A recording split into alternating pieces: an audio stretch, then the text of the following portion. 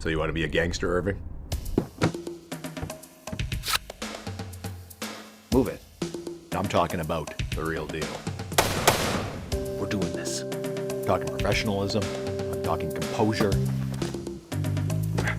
This is the only way that we might both get out. You're gonna see stuff doing this. Stuff that's not gonna sit well with you, possibly. I'm about me, and I like to win. Am I the only professional left in this game? You come with me on this one. People that don't associate with us, they don't need to know about this at all. Everybody rats. If I'm going out, I'm taking at least one of them with me. I am out. I am finished with this. I'm talking about doing good business here.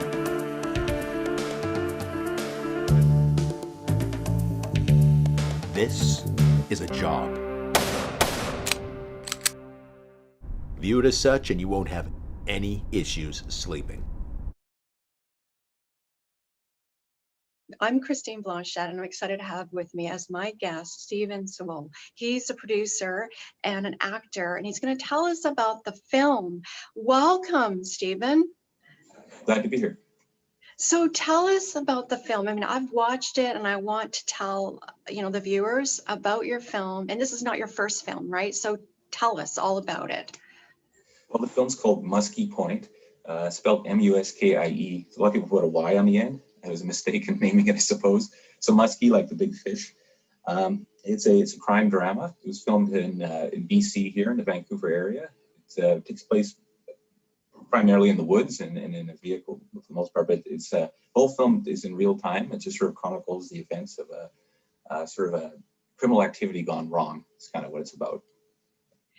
Well, I've watched the film and I thought, oh my goodness, it is so much work. I mean, it was filmed in the woods. And how did you maintain your stamina with all that? Tell us, how long did it take to film it and how many hours? And Well, it only actually took 9 days of filming. And on the stamina front, we did it on weekends to work around people's schedules. So it gave you time to recuperate between days, but it was pretty challenging. It was so remote that we had to carry all our equipment in all the time, just like by hand. And there's a lot of mosquitoes and there was horseflies. Though I don't think anyone got bit by a horsefly, I hope. But it was a lot of mosquitoes and it was really hot and it was brutal. no. Well, that's why I asked about your stamina, because you had to carry all the equipment into the woods and then you had to deal with the bugs. And I mean, that takes such passion. And what kept you going? What was the drive? I mean, the love of filmmaking, right? But what else? Well, I guess fear of failure, in a sense that once you start something like this, you don't want to, you don't want to, go home with your tail between your legs. You want to make sure you get it done, because it's, there's a lot of planning involved, and you talk to a lot of people about it and stuff, and you really don't want to fail, because it would just be so. I would have been depressed forever, right? So you just push through. And you have to make it happen. Nobody's going to do it for you. You have to just keep going. So Yes. it was pretty tough. Well, you look fat. Now, do you run, walk? How do you maintain your fitness? I do a lot of running and weightlifting. Yeah, those are the main things. So that helped.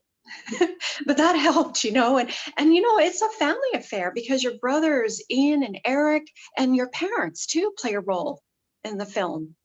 Yeah, that's right. Yeah. That comes down to, I guess, doing it yourself mentality, because my brothers and I do everything. I'm the main producer. I kind of organized everything, but with their help and everything. The three of us share directing. The writing goes to my brother Ian for the most part, but we kind of write in a unique sense. What we do is we lay out a really specific outline, and we tell all the actors, here's what you're going to talk about and this sort of thing. And then we have them improvise. So all those scenes are actually improvised dialogue. And then what happens is my brother goes through and he sort of transcribes all the dialogue, and then he pieces a script together after the fact. So it's kind of a unique process.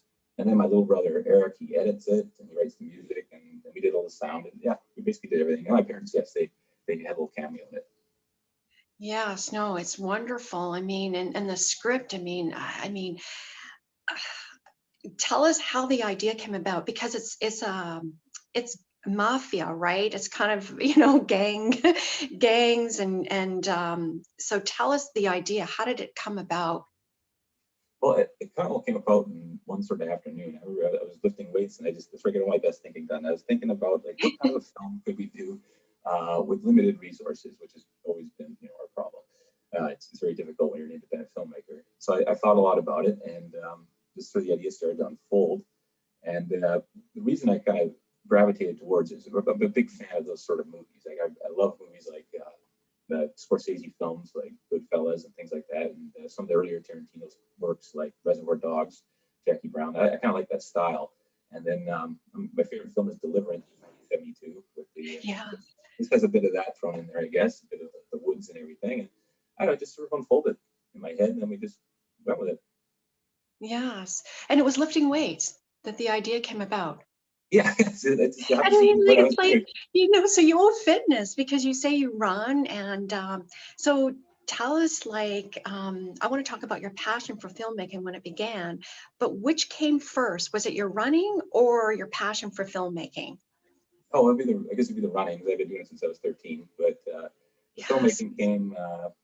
Well, I've always, when I was a little kid, I was a creative kid. I liked to plan out stuff that would never unfold. Like I had ideas for movies and TV shows and video games and all that, like a lot of kids do. And then when I think I was about 16 years old, my neighbor next door, when we were kids, his parents bought a camcorder. So the natural instinct when you get a camcorder is you got to make a movie. So we started off making these shorts. They're like just 5 minutes long. They were just they were ninja films. They were just sort of silly action movies, right? And then we sort of moved up and gravitated, and we eventually got a digital camera and the ability to edit it. Earlier stuff was just done with the camera, right? There was no way to, no computer stuff.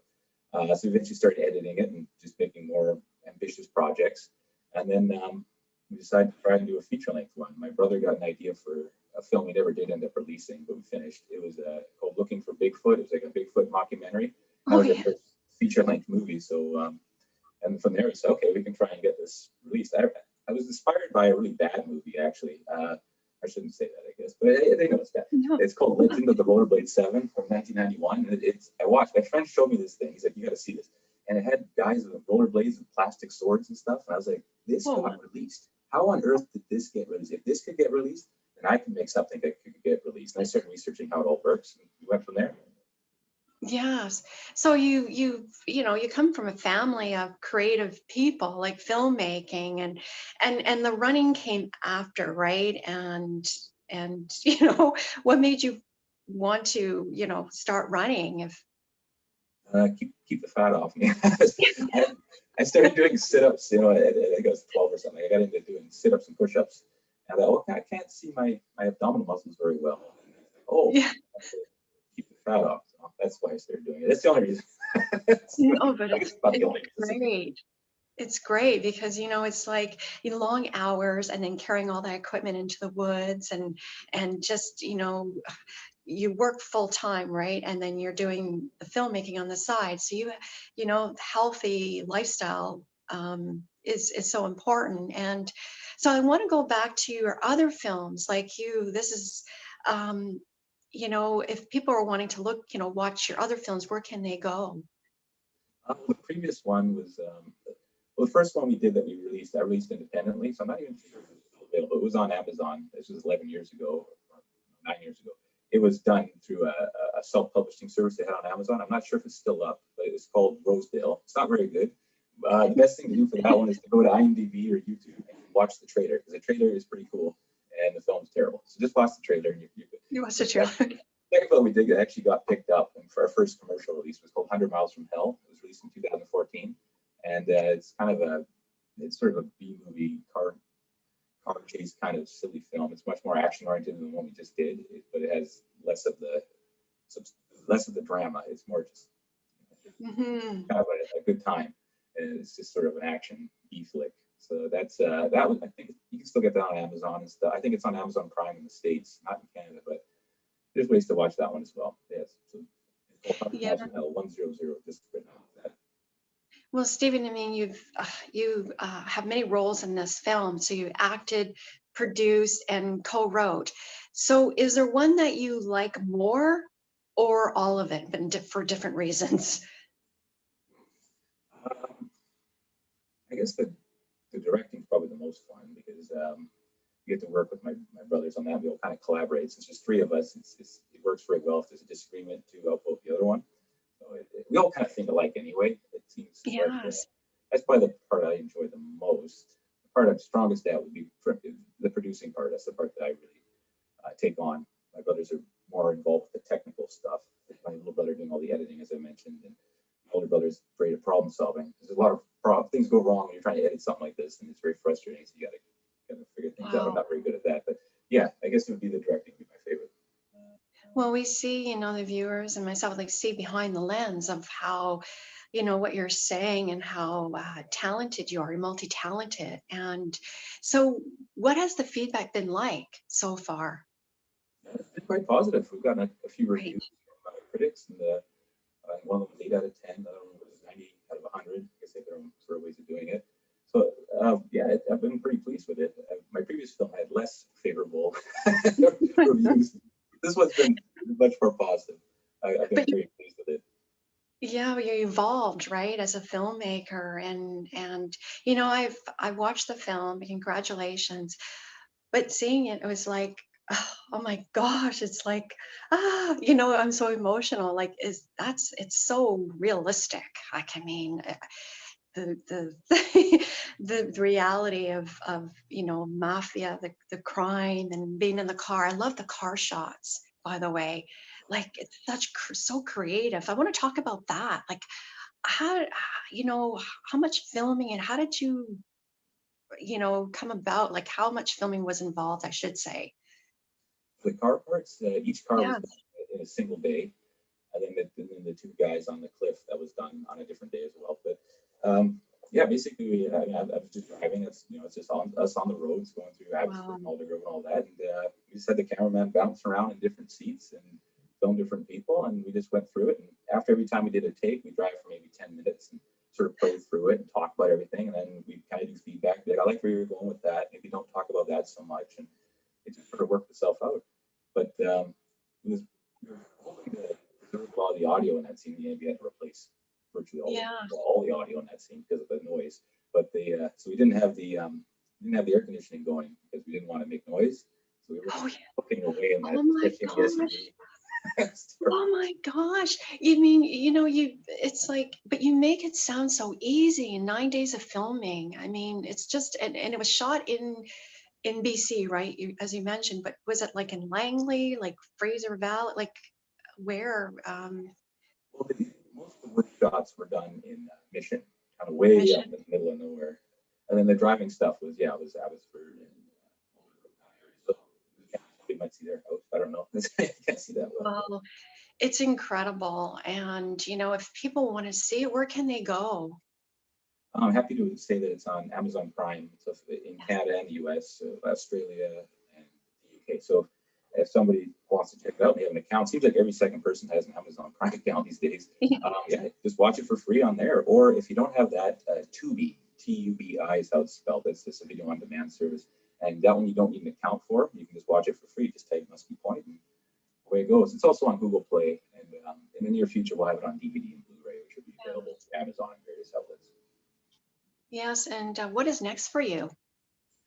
Yeah, many times. Obviously, I'd like to do more movies, but it just depends, I guess. Right now, I'm focused on getting this thing noticed.